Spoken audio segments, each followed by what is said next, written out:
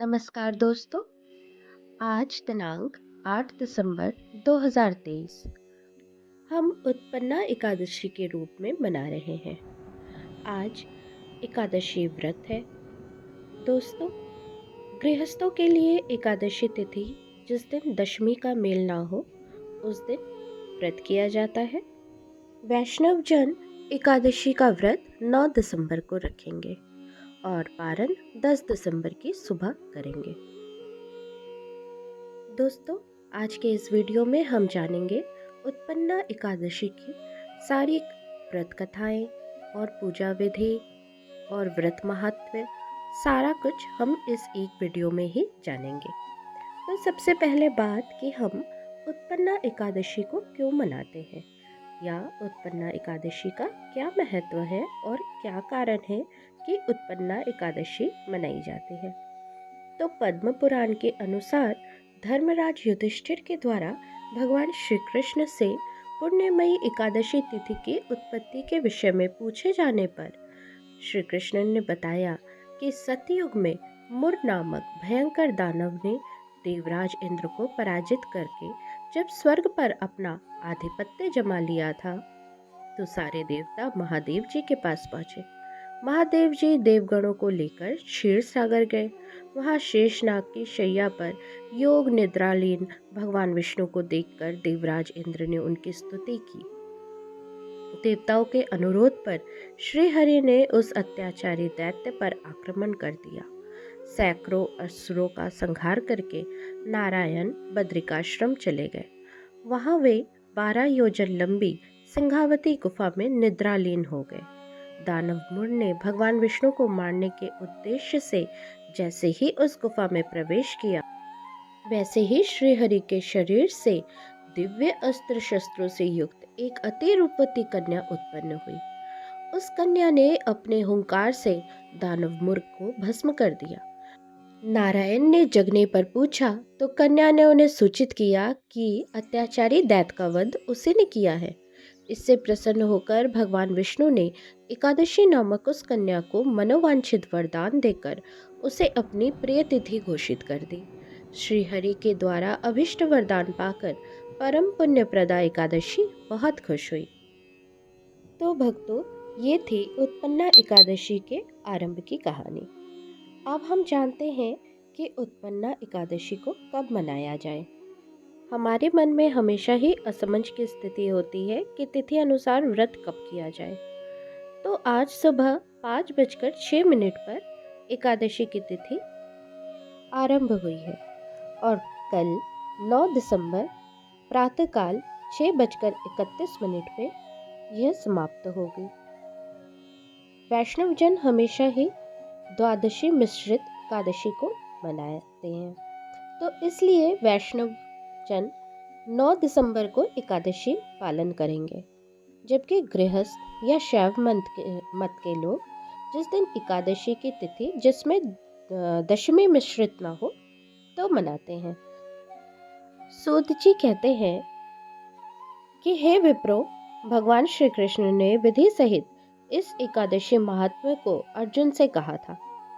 प्रभु में जिनकी श्रद्धा हो वे ही इस व्रत को प्रेम पूर्वक सुनते हैं और इस लोक में अनेक सुखों को भोगकर अंत में वैकुंठ को प्राप्त करते हैं। एक बार अर्जुन ने भगवान श्री कृष्ण से पूछा, हे जनार्दन, एकादशी व्रत की क्या महिमा है? इस व्रत को करने से कौन सा पुण्य मिलता है? इसकी विधि क्या है? सो आप मुझे बताने की कृपा करें। अर्जुन के ये वचन सुनकर भगवान श्री कृष्ण ने कहा, हे अर्जुन, सर्वप्रथम हेमंत ऋतु के मार्गशीर्ष माह में कृष्ण पक्ष की एकादशी का व्रत करना चाहिए। दशमी की संध्या को दातून करनी चाहिए। रात्रि को भोजन नहीं करना चाहिए। एकादशी की प्रात संकल्प नियम के अनुसार कार्य करना चाहिए। मध्याह्न को संकल्प पूर्वक स्नान करना चाहिए। स्नान से पूर्व शरीर पर मिट्टी का लेप लगाना चाहिए। स्नान के बाद मस्तक पर चंदन का तिलक लगाना चाहिए। स्नान के उपरांत धूप, दीप, नैवेद्य से भगवान की पूजा अर्चना करना चाहिए। रात्रि में दीपदान करना चाहिए। ये सभी सात्विक कर्म भक्ति पूर्वक करने चाहिए। रात में जागरण करते हुए श्री हरि के नाम का जाप करना चाहिए तथा किसी भी प्रकार के भोग विलास या स्त्री प्रसंग से सर्वथा दूर रहना चाहिए। हृदय में पवित्र एवं सात्विक विचारों को ही स्थान देना चाहिए। इस दिन श्रद्धा पूर्वक ब्राह्मणों को दान दक्षिणा भी देनी चाहिए और उनसे अपने पापों की क्षमा मांगनी चाहिए। धार्मिक जनों को शुक्ल पक्ष और कृष्ण पक्ष की दोनों एकादशियों को एक समान समझना चाहिए। इनमें भेदभाव नहीं करना चाहिए। भगवान श्री कृष्ण के वचन सुनकर अर्जुन ने कहा, हे देव, कृपा करके मुझे विस्तार पूर्वक उत्पन्ना एकादशी की व्रत कथा सुनाइए। श्री कृष्ण बोले, हे पार्थ, सतयुग में एक महाभयंकर दैत्य हुआ था। उसका नाम मूर था। उस दैत्य ने इंद्र आदि देवताओं पर विजय प्राप्त कर उन्हें उनके पद से हटा दिया था। तब इंद्र ने भगवान शंकर से प्रार्थना की कि हे भोलेनाथ, हम सब देवता मूर दैत्य के अत्याचारों से दुखी होकर मृत्यु लोक में अपना जीवन व्यतीत कर रहे हैं। राक्षसों के भय से हम बहुत दुख और कष्ट भोग रहे हैं। मैं स्वयं बहुत दुखी और भयभीत हूँ। अन्य देवताओं की तो बात ही क्या है।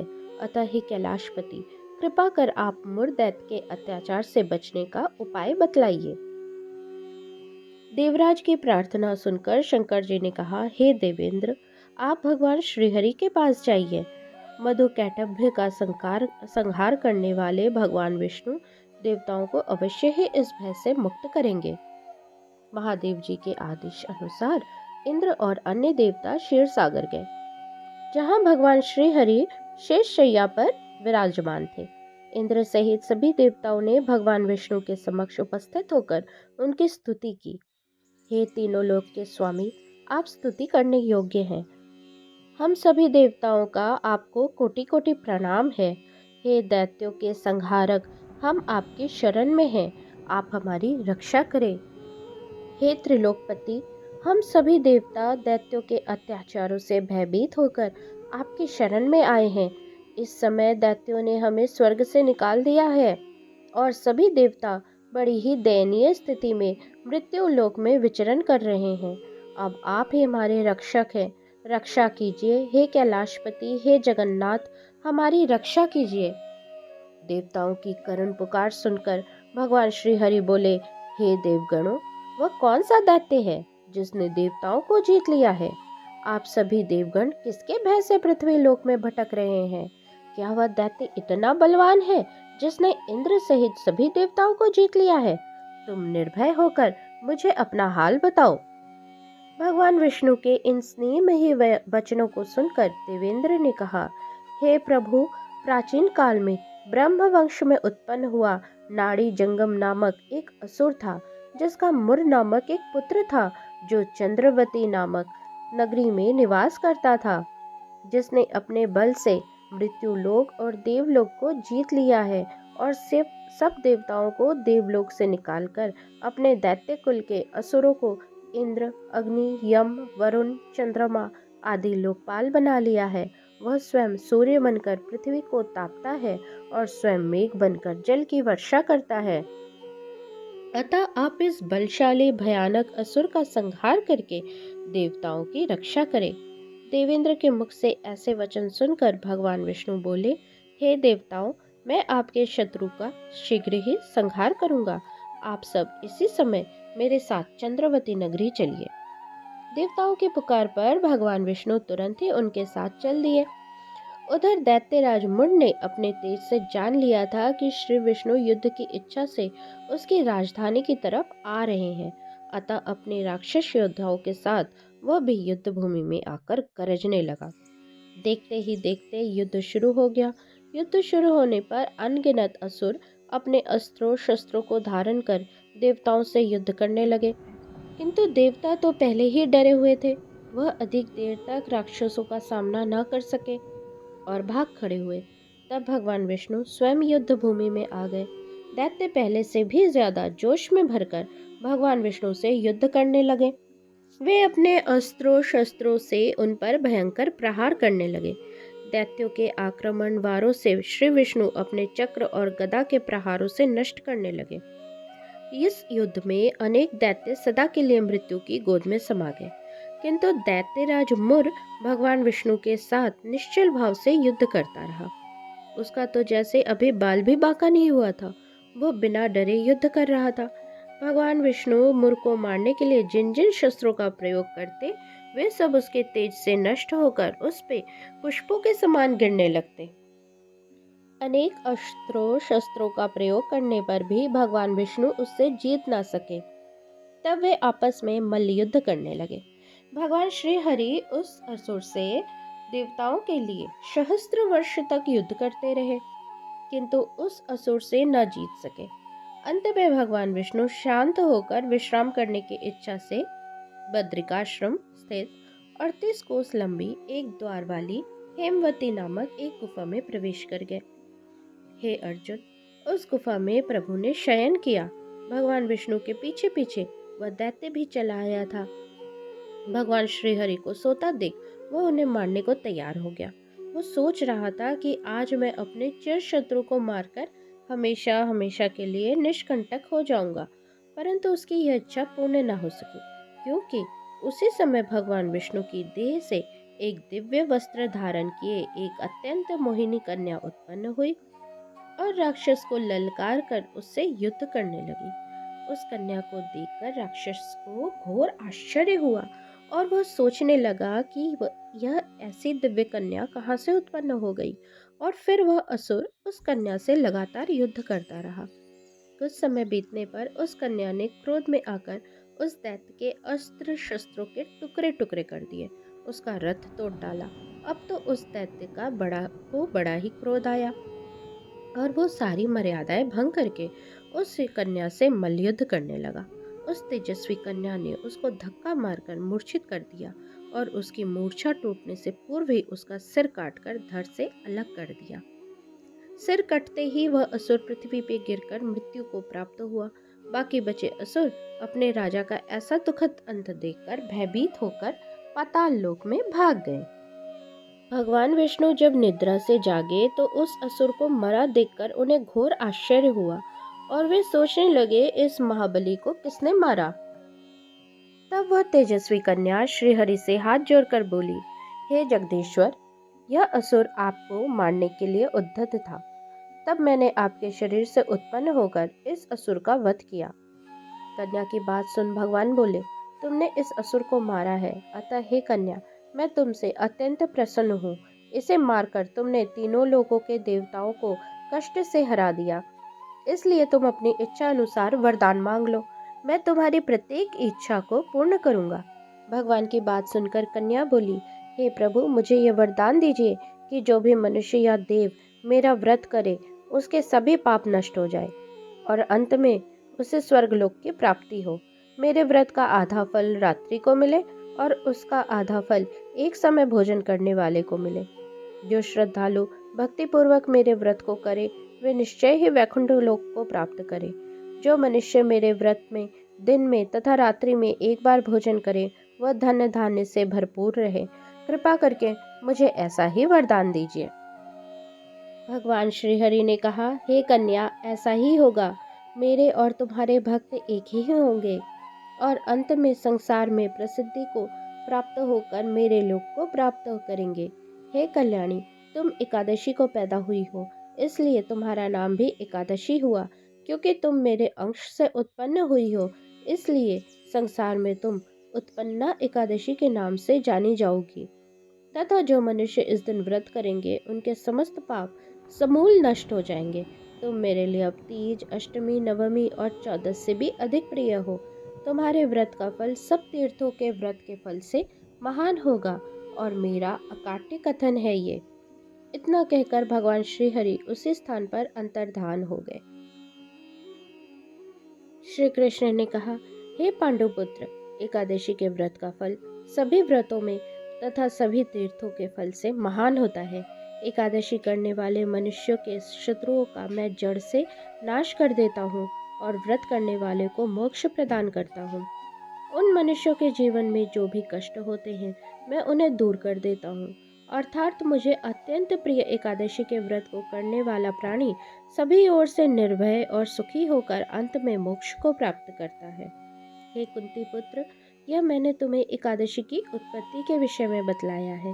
एकादशी व्रत सभी पापों को नष्ट करने वाला और सिद्धि प्रदान करने वाला है।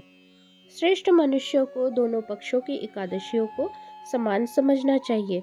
उनमें भेदभाव करना उचित नहीं है। जो मनुष्य एकादशी महात्म्य का श्रवण व पाठ करता है, उन्हें अश्वमेध यज्ञ के समान फल प्राप्त होता है। यह मेरा अकाट्य वचन है। भक्तों, ये मेरी एक छोटी सी कोशिश है कि जो भी भक्त एकादशी के व्रत कथा को नहीं पढ़ पाते हैं, किसी शारीरिक अक्षमता की वजह से या समय के कमी की वजह से, वो अपना काम करते करते भी इस व्रत कथा को सुन सके। तो अगर आपको मेरा ये प्रयास अच्छा लगता है तो मेरे चैनल को प्रमोट कीजिए, उसे शेयर कीजिए, इन कथाओं को शेयर कीजिए और खुद लाइक कीजिए, कमेंट कीजिए। मुझे आप सबके कमेंट का इंतज़ार रहेगा। तो अब हम सुनते हैं कथा सार। एकादशी भगवान विष्णु की साक्षात शक्ति है। जिस शक्ति ने उस असुर का वध किया, जिसे भगवान भी जीत पाने में असमर्थ थे, उस शक्ति के आगे मनुष्य के पाप रूपी असुर भला कैसे टिक सकते हैं। जिस शक्ति ने देवताओं के कष्ट को हर कर उन्हें सुख दिया, वह प्राणी मात्र को क्या नहीं दे सकती है। सुख, समृद्धि, शांति और मोक्ष, समस्त सुख सहज ही प्राप्त हो जाते हैं। तो आप सबको एकादशी की बहुत सारी शुभकामनाएं। अब हम सुनते हैं व्रत कथा का महत्व। एकादशी व्रत करने पर अगर आप व्रत का महत्व नहीं पढ़ते हैं या नहीं सुनते हैं तो वह व्रत अधूरा माना जाता है। तो इसलिए अब सुने एकादशी व्रत महात्म्य। विधि के अनुसार जो मनुष्य एकादशी का व्रत करते हैं, उनको शंखोद्वार तीर्थ के दर्शन करने से जो पुण्य प्राप्त होता है, वह एकादशी व्रत के पुण्य के 16वें भाग के बराबर भी नहीं होता। तो श्री कृष्ण कहते हैं कि हे अर्जुन, व्यातिपात योग में, संक्रांति में तथा सूर्य और चंद्र ग्रहण में दान देने से, कुरुक्षेत्र में स्नान करने से जो पुण्य प्राप्त होता है, वही पुण्य मनुष्य को एकादशी का व्रत करने से भी प्राप्त होता है। हे कुंती पुत्र, जो फल वेद पाठी ब्राह्मणों को 1000 गो दान करने से प्राप्त होता है, उससे 10 गुना अधिक पुण्य एकादशी का व्रत करने से मिलता है। 10 श्रेष्ठ ब्राह्मणों को भोजन कराने से जो पुण्य प्राप्त होता है, वह एकादशी के पुण्य के 10वें भाग के बराबर होता है। निर्जल व्रत करने का आधा फल एक बार भोजन करने के बराबर होता है। अतः एकादशी का व्रत करने पर ही यज्ञ, दान, तप आदि मिलते हैं, अन्यथा नहीं। अतः एकादशी का व्रत अवश्य करना चाहिए। इस एकादशी के व्रत में शंख से जल नहीं पीना चाहिए। मांसाहार तथा अन्य निरामिष आहार का एकादशी के व्रत में सर्वथा निषेध है। एकादशी व्रत का फल 1000 यज्ञों से भी ज्यादा है। भगवान श्री कृष्ण के वचन सुनकर अर्जुन कहते हैं, हे प्रभु, आपने इस एकादशी व्रत के पुण्यों को अनेक तीर्थों के पुण्य से भी श्रेष्ठ और पवित्र बतलाया है। एकादशी की व्रत कथा सुनाकर तथा एकादशी के बारे में जानकर आज मेरा जीवन धन्य हुआ। अतः श्री हरि, आप हम पे कृपा करें और हमारी सहायता करें, हमें पापों से मुक्त करें, हमें पापों से दूर रखें। हे श्री हरि, आपके बिना हमारा कुछ भी नहीं हो सकता है। ऐसा कहकर पंच पांडव भगवान श्री हरि को बार बार प्रणाम करने लगे और उनकी स्तुति करने लगे। तो भक्तों, आप सब भी एकादशी व्रत कीजिए, व्रत को सही प्रकार से पालन कीजिए। अगर आप निर्जला व्रत नहीं कर सकते, अक्षम है शारीरिक रूप से, तो आप जल का सेवन कीजिए। फल आप खा सकते हैं, कुछ फल निषेध है, वो भी मैंने पिछले वीडियो में बताया है कि एकादशी में कौन कौन से फल निषिद्ध हैं और कौन कौन सी सब्जियां निषिद्ध हैं। रात को आप सब्जियां बना के या कच्ची सब्जियां आप खा सकते हैं। तो इस तरह से एकादशी का पालन कीजिए। जय श्री हरि, जय विष्णु। ओम नमो भगवते वासुदेवाय। भगवान श्री हरि सबका कल्याण करे, सबकी रक्षा करे।